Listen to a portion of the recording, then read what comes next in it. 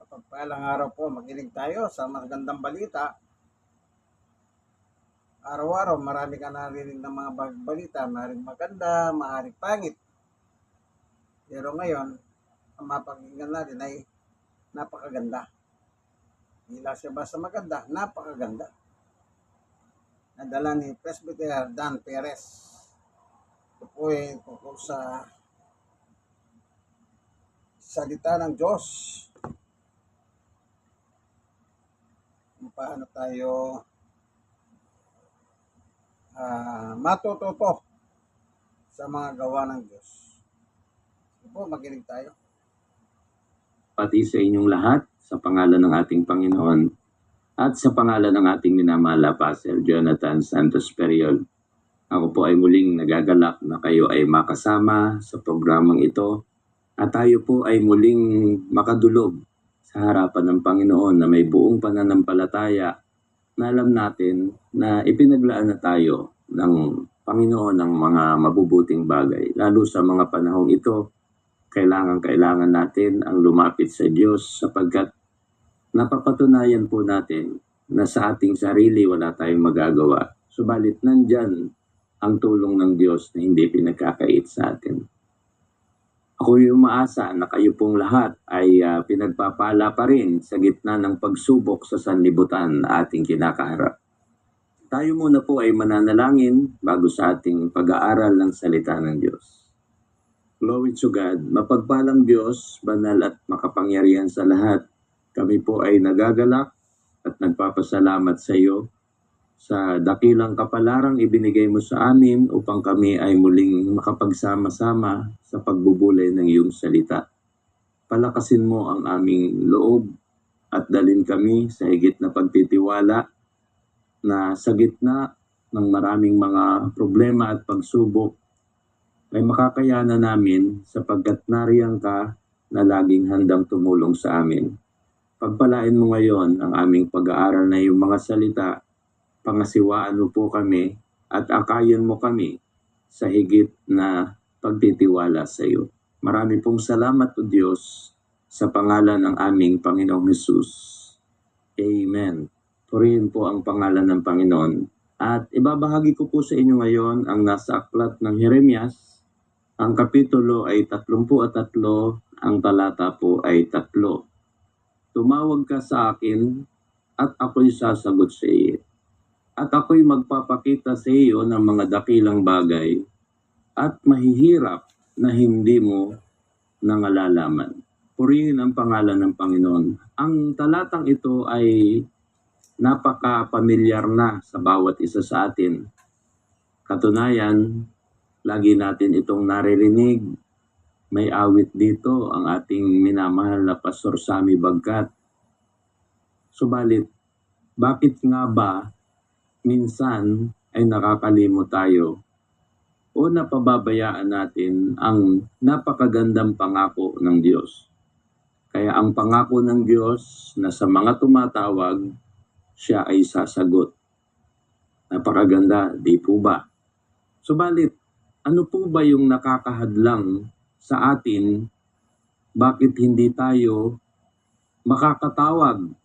Samantalang alam naman natin at naririnig natin na pag tayo ay tumawag sa Diyos, siya ay sasagot sa atin. Una, hindi alam ng mga tao ang paraan ng pagtawag. Hindi alam ng paraan ng pagtawag. Kaya mahalaga na maalaman natin na sa pagtawag sa Diyos, alam po natin ang paraan kung paano tayo tatawag sa Diyos.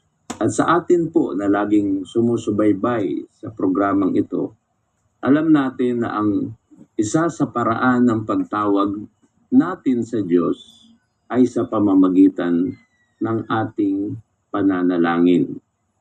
Kaya ang isa sa paraan ng pagtawag sa Diyos ay sa pamamagitan ng panalangin. Kaya hindi natin siya matatawagan sa ating mga telepono. Hindi natin siya matatawagan sa pamamagitan ng ating mga two-way radio o sa anumang pamamaraan ng tao. Kung paano tinatawag ang isang tao ito man ay verbal na tinatawagan niya, mukha ang tinatawagan niya, sinisigawan niya. Sa pagdating sa Panginoon, ang isa sa pinakamabuting pagtuturo ng Biblia kung paano natin tatawagan ang Diyos sa pamamagitan ng ating panalangin. Kaya tayo po ay tinuturuan ng mga sugo ng Diyos na laging manalangin. Sapagkat sa pamamaraang ito ng ating pananalangin, ito ang paraan para tayo ay makatawag sa Diyos. At ang Diyos naman, may paraan ng kanyang pagsagot. Kaya ang sabi dito, ako'y sasagot sa iyo. Ano yung paraan ng Diyos ng kanyang pagsagot? Dapat malaman din po natin yung paraan ng Diyos sa kanyang pagsagot. Sapagkat hindi nga ito dapat makaligtaan ng ating mga kaibigan at mga kapatid. Simpleng pangunawa, ngunit simpleng katotohanan na dapat nating malaman, siyempre sa mga hindi sanay sa Biblia o sa mga bagong kapatid, paano raw ang Diyos sumasagot? Maririnig ba natin ang kanyang tinig at sasagutin tayo literal sa ating pagtawag sa Kanya? Kaya may mga paraan din ang Diyos sa Kanyang pagsagot sa atin. Kaya sa talata na ating binasa, dapat nating masundan ang paraan ng Diyos sa Kanyang pagtugon, pagsagot sa atin. Kaya ang isa, sabi dito, ako ay magpapakita sa iyo. Ako ay magpapakita sa iyo. Yan. Kaya ang pagpapakita ng Panginoon sa atin, nagpapakita po ng mga dakilang bagay na mahihirap na hindi mo nangalalaman. So yun ang paraan ng Diyos. Yung ating panalangin, pag tayo ay tumawag sa Diyos sa pamamagitan ng panalangin, ang Diyos pala ay magpapakita sa atin ng sagot. Kaya halimbawa sa Lumang Tipan, ang mga lingkod ng Diyos ay tumawag na ngailangan sila ng pagkain. Paano sila sinagot? Sila ay nasa gitna ng ilang. Ang Diyos nagpakita sa kanila ng mga dakilang bagay. Ano yung paraan ng Diyos na ipinakita para masabi nilang sinagot sila ng Diyos sa kanilang panalangin? Ang Diyos ay nagpadala sa kanila ng mga mana at kugo. Sa makatid, meron silang nakain. Tumawag sila sa Diyos, ang Diyos ay sumagot sa kanila at nakita nila na sa gitna ng disyerto na walang makakain, ang Diyos ay nagpapadala bawat umaga ng kanilang pagkain. Amen. Yun ang paraan ng Diyos ng pagsagot. Amen. That's good. All the time. Nang sila ay nauuhaw, dahil nga sila ay nasa disyerto, paano sila sinagot?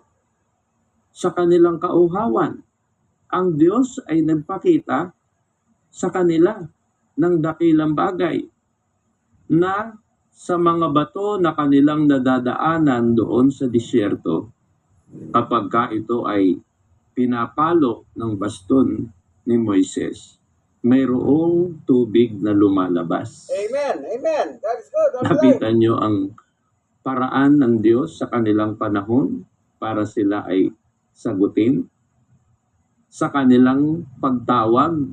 Nang sila ay nangailangan ng pagkain, nakikita nila bawat umaga mayroong mana at pugo doon sa kanilang lansangan sa disyerto na kanilang dinaraanan. Amen. That's good. At kapag ka sila ay nauuhaw, mayroon silang naiinom na tubig. Amen. Amen. Bagaman disyerto, ngunit sa bato na nandun sa disyerto na kanilang madadaanan, ay mayroong tubig na lumalabas. Amen. Amen. Nabiyayaan akong makarating sa isang disyerto diyan sa Dubai. At makikita mo nga na napakahirap ng tubig sa ganong kalagayan ng disyerto. At pag ikaw ay nauhaw, wala kang basta makukuhanan ng tubig. Bagaman nga, sinasabi na sa mga disyerto ay mas mahal ang tubig kaysa sa gasolina sa mga bansa na yon. Pero pag ikaw ay nasa gitna ng disyerto, nai-imagine ko sa panahon nila ng mga lingkod ng Diyos sa pangunguna ni Moises at ni Josue, na sila noon ay walang dalang bote ng tubig, wala silang dalang galon. At sa haba ng panahon ng kanilang paglalakbay, kung paano sinagot ng Diyos ang kanilang mga kahilingan sa Panginoon, na sila'y pinapakain at pinapainom ng tubig. Amen. At sapagkat sila nga ay nasa gitna ng disyerto, pagka sila ay naglalakbay sa gitna ng kainitan, ano ang pagpapakita ng Diyos sa kanila? Na mayroong ulap na kumakalong sa kanila.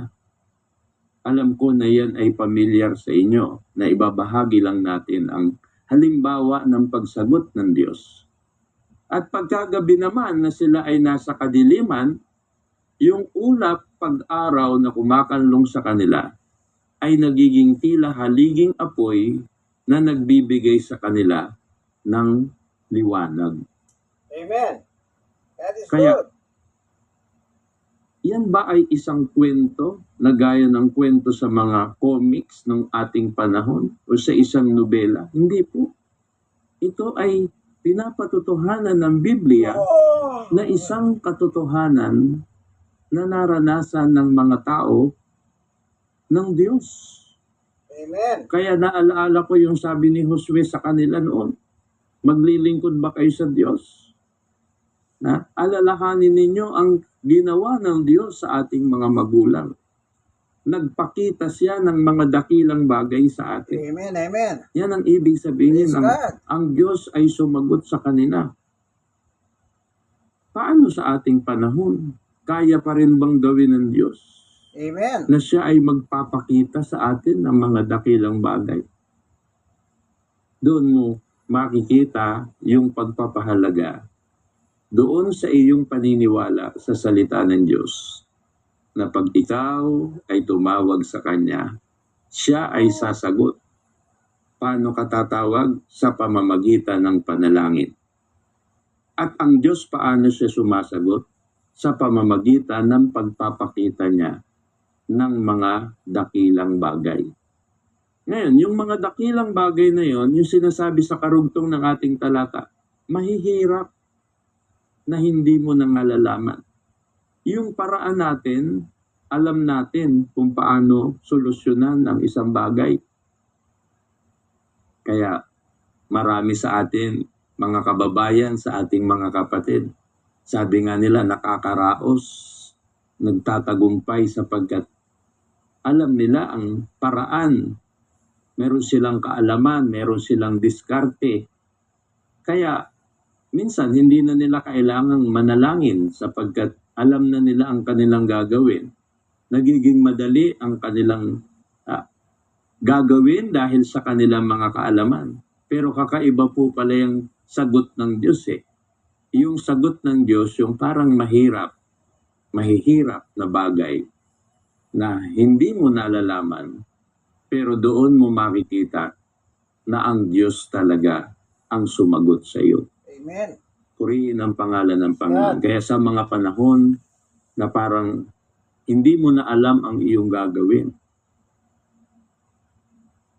Kaya pag alam mo pa ang iyong gagawin, parang hindi ka tatawag sa Diyos. Total, alam mo naman ang magiging solusyon eh.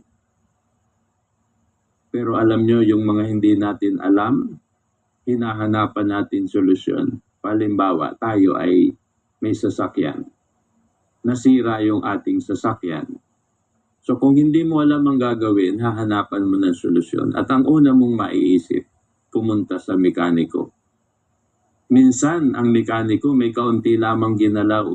Umandar na yung sasakyan natin. Sisingilin na tayo, 2,000, 3,000. Minsan nagrereklamo tayo, onti lang naman yung ginawa nyo eh. Sobrang mahal naman. Sabi ng mekaniko, dito po, hindi binabayaran yung trabaho.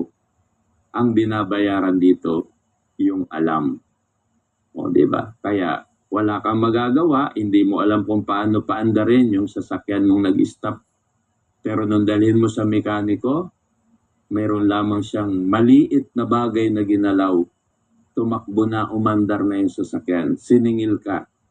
At ano ang sabi ng mekaniko? Hindi po dito binabayaran ang trabaho.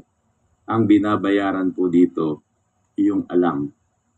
Kaya, pag may alam, kaya sabi nila, mabuti, lamang ang may alam. So, marami tayong nalulusot ang bagay dahil nga meron tayong kaalaman. Pero paano kung wala ka ng alam? Hindi mo na alam ang iyong gagawin. Ano ang gagawin mo? Pupunta ka sa may alam. Kung ikaw ay may suliranin sa sasakyan, alam mo agad sa mekaniko ka pumupunta. Pero paano sa ating buhay? May mga bagay tayong mahirap nating alamin kung bakit nangyayari. Mahirap nating maunawaan kung bakit may mga ganung bagay na dumarating sa atin. May mga bagay na gusto tayong gawin pero hindi natin alam kung papaano. Pagkakataon na muling ipaalaala sa iyo, kaibigan, paalaala sa iyo, kapatid, na tumawag ka sa Panginoon. Ang Panginoon ay sasagot sa iyo. Sa pamamagitan ng panalangin, nakakatawag ka. Paano naman ang Diyos sasagot sa iyo? Ang Diyos magpapakita sa iyo ng dakilang bagay. Yung hindi mo na alam, subalit sa pagkakataong yun, sa oras na yun, sa kailangan na pagkakataong yun, ang Diyos magpapakita sa iyo ng mga dakilang bagay. Purihin ang pangalan ng Panginoon. Yung hindi mo na makakaya, kaya ng Diyos yan. Pag ikaw ay tumawag sa Panginoon. Kaya nga, tinuturuan tayo ng mga sugo ng Diyos. Tinuturuan tayo ng mga mangangaral ng salita ng Diyos. Tumawag tayo sa Diyos. Manalangin tayo. Ang panalangin ay siyang magpapakita sa iyo ng lahat ng mga bagay na hindi mo nalalaman. Pero sa iba't ibang paraan, ang Diyos ay gagawang makapangyarihan. Kaya sa mga sandaling ito, tayo ay dinadala ng Diyos sa pananalangin.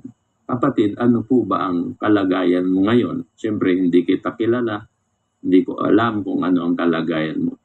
Pero ang aking ipinapaalaala sa inyo, gaya ng mga lingkod ng Diyos sa panahon nang sila ay tinawag upang maglakbay at pumunta sa lupang pangako. Sa kanilang paglalakbay ay inabot sila ng mahigit na 40 taon. At hindi nila alam kung paano sila kakain. Hindi nila alam kung paano sila iinom. Hindi nila alam kung paano sila makakatagal sa gitna ng mainit na disyerto, sa mainit na araw. Hindi nila alam kung paano sila makakakilos kapag dumating ang gabi. Subalit, ipinakita ng Diyos sa kanila na kaya niyang magparating ng tinapay, ng mana, kaya niyang magbigay ng pugo sa gitna ng disyerto, kaya niyang magpalabas ng tubig sa gitna ng mga bato, kaya niyang gawing payong ang ulap sa kanilang lahat. At yung ulap na pumapayong sa kanila sa gitna ng kainitan ay nagiging liwanag sa gitna ng kanilang kadiliman. Meron ka bang dinaraan ng pangangailangan? Meron ka bang dinaraan ng init na kailangan mong may makanlungan? May pinagdaraanan ka bang dilim na kailangan mo ng liwanag? Kaibigan, kapatid, tumawag ka sa pamamagitan ng panalangin at ang pangako ng Panginoon. Ako'y sasagot sa iyo Ako'y magpapakita ng dakilang bagay na sa'yo'y mahirap, sa tao'y mahirap. Hindi natin alam, ngunit ang Diyos nga, ang kanyang paraan, sagutin tayo. Purihin ang pangalan ng Panginoon. Nawa'y pinagpala ka ng Panginoon sa oras na ito. Tayo manalangin. Ama naming Diyos, marami pong salamat sa dakilang biyaya na iyong ipinagkaloob sa amin upang kami ay muling mapaalalahanan sa pamamagitan ng panalangin. Ikaw ay sasagot sa pamamagitan ng pagpapakita mo ng mga pamamaraan at mga dakilang bagay na pwede mong gawin kung wala na kaming magagawa. Panginoon, pagpalain mo ngayon ang mga katotohanan ng iyong salita. Pakabanalin mo po ito sa puso at damdamin ng bawat inabot ng iyong mga salita. Marami pong salamat. Ipinagkakatiwala ko po sa iyo ang mga kaibigan at mga kapatid na ngayon maaring nasa gitna ng kadiliman. Gumawa ka ng paraan upang sila'y maliwanagan. Maaring ang aming mga kapatid ay nasa gitna ng malaking kauhawan. Bigyan mo sila ng tubig na kanilang maiinom, na hindi na sila mauuhaw kailanman. Amen. Maaring sila'y nasa malaking pangangailangan. Pagkalooban mo po sila ng mga bagay na tutugon sa kanila at magiging kanilang kasapatan. Amen. Salamat po, Panginoon. Sa pangalan ng aming Panginoong Hesus, pinagkakatiwala po namin sila sa iyo at ang iyong salita sa pangalan ng Panginoong Hesus. Amen. Amen. Praise the Amen. Lord. Nawa'y pinagpala kayo ng Panginoon sa mga sandaling ito. Kung kayo po ay pinagpala, ay maaari po kayong magpadala ng inyong mga pasasalamat sa programang ito. Mga comment, at kung kayo naman po ay may mga prayer request, ipadala nyo ang inyong mga kahilingan. Upang sa gayon ay lalong makita ninyo ang pagtulong at paggawa ng Diyos. Amen. Bahagi rin ng inyong tinanggap na pagpapala, ibahagi ninyo ang programang ito sa inyong mga kaibigan, sa inyong mga kapatid. Ang mga salita ng Diyos ay napakasarap ulit-uliting pakinggan. At habang pinapakinggan mo ang salita ng Diyos, ay lalong tumitibay sa iyo ang katotohanan at kapangyarihan nito. Pagpalain kayo ng Panginoon. Amen. Ako po'y nagagalak na muli kayong nakasama sa programang ito. Ako po muli ang inyong lingkod, Presbyter Dan. Laging nagpapaalala sa lahat ng kalagayan ng ating buhay. Huwag niyo pong kalilimutan, God is good all the time. All the time. God is good. God is good. Purihin ang pangalan ng Panginoon. Amen. God bless you po. So, narinig po natin ang inspirational word of God. Napakaganda. Kung paano pinakikita ng Diyos ang himala. Sige po, itong inyong kaibigan kay Jesus, Brother Manny Bautista. Sana po merong naiwan sa inyo patungkol sa salita ng Diyos. Tumawag lang kayo at ang Diyos sasagot. Amen. God is good all the time.